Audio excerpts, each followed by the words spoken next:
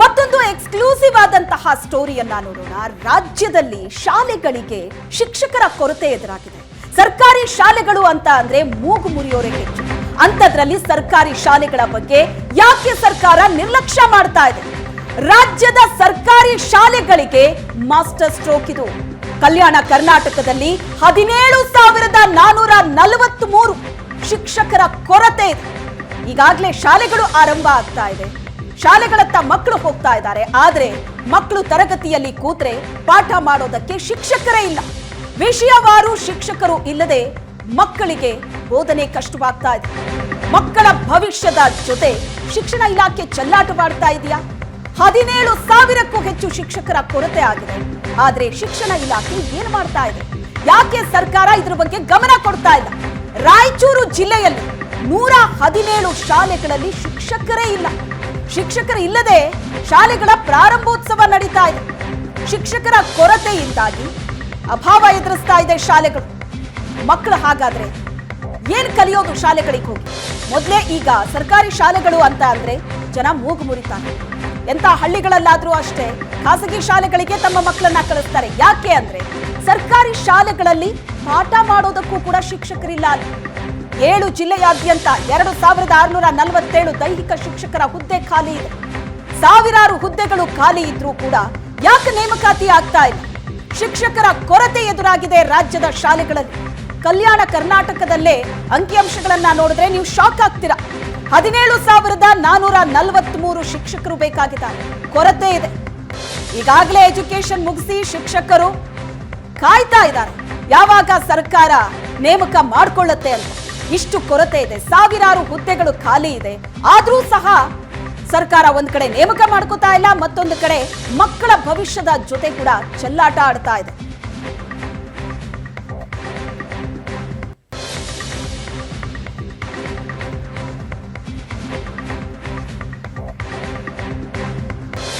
S, ಹಾಗಿದ್ರೆ ಎಲ್ಲೆಲ್ಲಿ ಎಷ್ಟೆಷ್ಟು ಕೊರತೆ ಇದೆ, ಯಾವ ರೀತಿಯ ಸಮಸ್ಯೆಗಳು ಬಾಧಿಸ್ತಾ ಇದೆ ಅನ್ನೋದ್ರ ಬಗ್ಗೆ ಡೀಟೇಲ್ಸ್ ಪಡೆಯೋಣ. ನಮ್ಮ ರಿಪೋರ್ಟರ್ಸ್ ನಮ್ಮ ಜೊತೆ ನೇರ ಸಂಪರ್ಕದಲ್ಲಿದ್ದಾರೆ. ರಾಯಚೂರಿನಿಂದ ನಮ್ಮ ರಿಪೋರ್ಟರ್ ಜಗನ್ನಾಥ್ ಪೂಜಾರ, ಹಾಗೆ ನಮ್ಮ ರಿಪೋರ್ಟರ್ ಶರಣಯ್ಯ ಕಲಬುರಗಿಯಿಂದ ನೇರ ಸಂಪರ್ಕದಲ್ಲಿದ್ದಾರೆ. ಬೀದರ್ನಿಂದ ಲಿಂಗೇಶ್, ಜೊತೆಗೆ ಬಳ್ಳಾರಿಯಿಂದ ನರಸಿಂಹಮೂರ್ತಿ ನಮ್ಮ ಜೊತೆ ನೇರ ಸಂಪರ್ಕದಲ್ಲಿರುವಂತದ್ದು. ಮೊದಲಿಗೆ ಬಳ್ಳಾರಿಯ ಚಿತ್ರಣವನ್ನ ಪಡೆದುಕೊಳ್ಳೋದಾದ್ರೆ, ನರಸಿಂಹಮೂರ್ತಿ, ಬಳ್ಳಾರಿಯಲ್ಲಿ ಯಾವ ರೀತಿಯ ಕೊರತೆ ಕಾಡ್ತಾ ಇದೆ? ಶಾಲೆಗಳ ಆರಂಭ ಆದ್ರೂ ಕೂಡ ಮಕ್ಕಳಿಗೆ ಶಿಕ್ಷಕರೇ ಇಲ್ಲ ಅಂತಂದ್ರೆ ಪಾಠ ಹೇಗೆ ಕಲಿತಾರ ಅವರು? ಬಳ್ಳಾರಿಯ ಚಿತ್ರಣ ಏನು, ಏನೇನು ಸಮಸ್ಯೆ ಬಾಧಿಸ್ತಾ ಇದೆ ಅಲ್ಲಿ?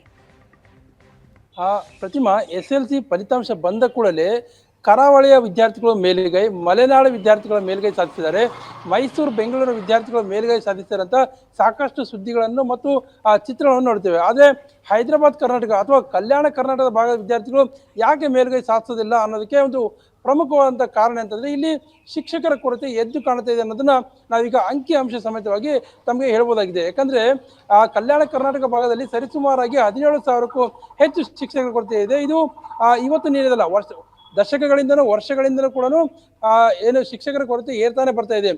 ಬಳ್ಳಾರಿ ಮತ್ತು ವಿಜಯನಗರ 2 ಜಿಲ್ಲೆ ಸೇರಿದ್ರೆ ಸರಿಸುಮಾರಾಗಿ ನಮಗೆ 2,000ರಿಂದ 2,500ಕ್ಕೂ ಹೆಚ್ಚು ಶಿಕ್ಷಕರ ಕೊರತೆ ಎದ್ದು ಕಾಣ್ತಿದೆ. ಅದರಲ್ಲೂ ಕೆಲವೊಂದು ಶಾಲೆಗಳಂತೂ ಅತಿಥಿ ಶಿಕ್ಷಕರಿಂದನೇ ಶಾಲೆಗಳು ನಡೀತಾ ಇದ್ದಾವೆ. ಇಲ್ಲಿ ಪರ್ಮನೆಂಟ್ ಶಿಕ್ಷಕರು ಇಲ್ಲವೇ ಇಲ್ಲ ಅಂತ ಕೂಡ ಇಲ್ಲಿ ಸ್ಪಷ್ಟವಾಗಿ ಹೇಳ್ಬೋದಾಗಿದೆ. ಕೇವಲ ಇದು ಬಳ್ಳಾರಿ ವಿಜಯನಗರ ಅಷ್ಟೇ ಅಲ್ಲದೆ ಇಡೀ ಕಲ್ಯಾಣ ಕರ್ನಾಟಕದ 7 ಜಿಲ್ಲೆಗಳ ಪರಿಸ್ಥಿತಿ ಕೂಡ ಇದೇ ಆಗಿದೆ. ಕೇವಲ ರಿಸಲ್ಟ್ ಬಂದಾಗ ಮಾತ್ರ ನಾವು ಪರಾಮರ್ಶೆ ಮಾಡೋದು, ಈ ಭಾಗದಲ್ಲಿ ಯಾಕೆ ರಿಸಲ್ಟ್ ಬರ್ತಾ ಇಲ್ಲ, ಆ ಭಾಗದಲ್ಲಿ ಯಾಕೆ ರಿಸಲ್ಟ್ ಜಾಸ್ತಿ ಬರ್ತಾ ಇದೆ ಅನ್ನೋದ್ರ ಬಗ್ಗೆ ಒಂದು ಚರ್ಚೆ ಆಗುತ್ತೆ, ಡಿಬೇಟ್ ಆಗುತ್ತೆ.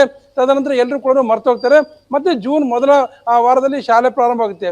ಇದೆಲ್ಲವೂ ಕೂಡ ರಿಸಲ್ಟ್ ಬಂದಾಗ ನಾವು ಚರ್ಚೆ ಮಾಡೋ ಬದಲು ಜೂನ್ ಮೊದಲ ಹಂತದಲ್ಲಿ ಅಂದರೆ ಶಾಲೆ ಆರಂಭವಾಗ್ತಕ್ಕಂತಹ ದಿನಗಳಲ್ಲಿ ಶಿಕ್ಷಕರ ಕೊರತೆ ಯಾಕಾಗಿದೆ, ಎಲ್ಲೆಲ್ಲಿ ಎಷ್ಟೆಷ್ಟು ಶಿಕ್ಷಕರ ನಿಯೋಜನೆ ಮಾಡಬೇಕು, ವಿಷಯವಾರು ಶಿಕ್ಷಕರನ್ನ ನಿಯೋಜನೆ ಮಾಡಿದ್ರೆ ಆಗ್ತಕ್ಕಂಥ ಲಾಭ ನಷ್ಟವೇನು, ಹೀಗಾಗಿ ವಿದ್ಯಾರ್ಥಿಗಳಿಗೆ ನಾವು ಕ್ವಾಲಿಟಿ ಎಜುಕೇಷನ್ ಕೊಡದೇ ಇದ್ರೆ ಯಾವ ರೀತಿ ರಿಸಲ್ಟ್ ಬರುತ್ತೆ ಅನ್ನೋದ್ರ ಬಗ್ಗೆ ನಾವು ಪರಾಮರ್ಶೆ ಮಾಡೋಕ್ಕಾಗಿದೆ. ಕೇವಲ ರಿಸಲ್ಟ್ ಬಂದಾಗ ಮಾತ್ರ ನಾವು ಚರ್ಚೆ ಮಾಡಬಹುದು.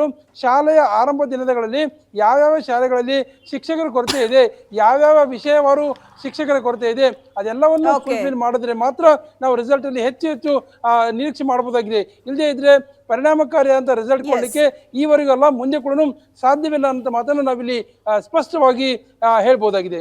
ಓಕೆ ನರಸಿಂಹಮೂರ್ತಿ, ಇನ್ನು ಬೀದರ್ನಿಂದ ಲಿಂಗೇಶ್ ನಮ್ಮ ಜೊತೆ ನೇರ ಸಂಪರ್ಕದಲ್ಲಿದ್ದಾರೆ. ಲಿಂಗೇಶ್, ಈ ಕಲ್ಯಾಣ ಕರ್ನಾಟಕ ಭಾಗದ ಜನರ ಕೂಗು ಮೊದಲಿನಿಂದಲೂ ಏನು ಅಂದ್ರೆ ಅಭಿವೃದ್ಧಿ ವಿಚಾರದಲ್ಲಿ ನಮ್ಮನ್ನ ಕಡೆಗಣನೆ ಮಾಡ್ತಾರೆ, ಈ ಭಾಗವನ್ನ ನಿರ್ಲಕ್ಷ್ಯ ಮಾಡುತ್ತೆ, ಯಾವುದೇ ಸರ್ಕಾರ ಬಂದರೂ ಕೂಡ ಹಾಗೆ ಅಭಿವೃದ್ಧಿ ವಿಷಯದಲ್ಲಿ ನಾವು ಹಿಂದೆ ಬೀಳ್ತೀವಿ ಅಂತ. ಆದ್ರೆ ಶಿಕ್ಷಣದ ವಿಚಾರದಲ್ಲೂ ಇಂಥ ನಿರ್ಲಕ್ಷ್ಯ ಸರ್ಕಾರ ತೋರ್ತಾ ಇದೆಯಾ? ಅಲ್ಲ, ಅಲ್ಲಿ ಶಿಕ್ಷಕರ ನೇಮಕಾತಿ ಯಾಕೆ ಆಗ್ತಾ ಇಲ್ಲ? ಎಷ್ಟು ಸಮಯದಿಂದ ಈ ಸಮಸ್ಯೆ ಇದೆ? ಇದರ ಬಗ್ಗೆ ಜನಪ್ರತಿನಿಧಿಗಳು ಯಾವುದೇ ಕ್ರಮವನ್ನ ಯಾಕೆ ತಗೋತಾ ಇಲ್ವಂತೆ? ಹೌದು ಶ್ವೇತಾ, ಗಡಿ ಜಿಲ್ಲೆ ಬೀದರ್ ಅಂತಂದ್ರೆ ಎಲ್ಲೋ ಒಂದ್ ಕಡೆ ಅಭಿವೃದ್ಧಿ ಜೊತೆಗೆ ಶಿಕ್ಷಣದಲ್ಲೂ ಅತ್ಯಂತ ಇದೆ ಅಂತ ಹೇಳ್ಬೋದು. ನೀವು ಹೇಳಿದಾಗ ಏನಂತಂದ್ರೆ ಅಧಿಕಾರಿಗಳು ಅದಕ್ಕಿಂತ ಮುಖ್ಯವಾಗಿ ಜನಪ್ರತಿನಿಧಿಗಳು ಇದ್ರ ಬಗ್ಗೆ ಹೆಚ್ಚಿಗೆ ಏನಂತಂದ್ರೆ ಜವಾಬ್ದಾರಿ, ಆದ್ರೆ ಅವರು ಕೂಡ ಎಲ್ಲೋ ಒಂದು ಕಡೆ ಈ ಒಂದು ಶಾಲೆ ಶಿಕ್ಷಣ ಅಂತ ಬಂದ್ರೆ ಅವರು ಕೂಡ ಎಲ್ಲೋ ಒಂದು ಕಡೆ ನಿರ್ಲಕ್ಷ್ಯ ಧೋರಣೆ ಮುಂದುವರಿಸಿರುವ ಕಾರಣಕ್ಕಾಗಿ ಇವತ್ತಿಗೂ ಕೂಡ ಬೀದರ್ ಜಿಲ್ಲೆಯಲ್ಲಿ ಪ್ರಮುಖವಾಗಿ ಬೀದರ್ ಅಂತಂದ್ರೆ ತೆಲಂಗಾಣ ಒಂದು ಕಡೆ, ತೆಲಂಗಾಣ ಮತ್ತೊಂದು ಕಡೆ ಮಹಾರಾಷ್ಟ್ರ ಜಿಲ್ಲೆಗಳ ರಾಜ್ಯಗಳನ್ನ ಹೊಂದಿಕೊಂಡಿರುವಂತ ಈ ಜಿಲ್ಲೆ ಇವತ್ತಿಗೂ ಕೂಡ ಏನಂತಂದ್ರೆ ಗಡಿ ಭಾಗದಲ್ಲಿ ನಾವು ನೋಡೋದಾದ್ರೆ ತೆಲಂಗಾಣ ಭಾಗದಲ್ಲಿರುವಂತ ಹಳ್ಳಿಗಳು ಮತ್ತೆ ಮಹಾರಾಷ್ಟ್ರದ ಭಾಗದಲ್ಲಿರುವಂತ ಹಳ್ಳಿಗಳಲ್ಲಿ ಏನಂತಂದ್ರೆ ಇವತ್ತಿಗೂ ಕನ್ನಡ ಕೂಡ. ಲಿಂಗೇಶ್, ನಿಮ್ಮ ಧ್ವನಿ ಸ್ಪಷ್ಟವಾಗಿ ಕೇಳಿಸ್ತಾ ಇಲ್ಲ. ಕಲ್ಯಾಣ ಕರ್ನಾಟಕ ಭಾಗ ಅಂತ ಅಂದ್ರೆ ಅಲ್ಲಿನ ಜನರಿಗೂ ಕೂಡ ಸಾಕಷ್ಟು ಬೇಜಾರಿದೆ. ಅಭಿವೃದ್ಧಿ ವಿಚಾರ ಅಂತ ಬಂದ್ರೆ ನಮ್ಮ ಭಾಗವನ್ನ ಕಡೆಗಣನೆ ಮಾಡ್ತಾರೆ, ನಿರ್ಲಕ್ಷ್ಯ ಮಾಡ್ತಾರೆ ಅಂತ.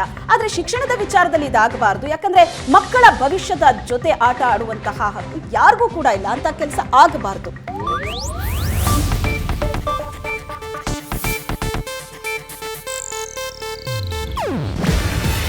ಇದು ಏಷ್ಯಾನೆಟ್ ನ್ಯೂಸ್ ನೆಟ್ವರ್ಕ್ ಪ್ರಸ್ತುತಿ. ನೀವು ನೋಡ್ತಿದ್ದೀರಾ ಏಷ್ಯಾನೆಟ್ ಸುವರ್ಣ ನ್ಯೂಸ್.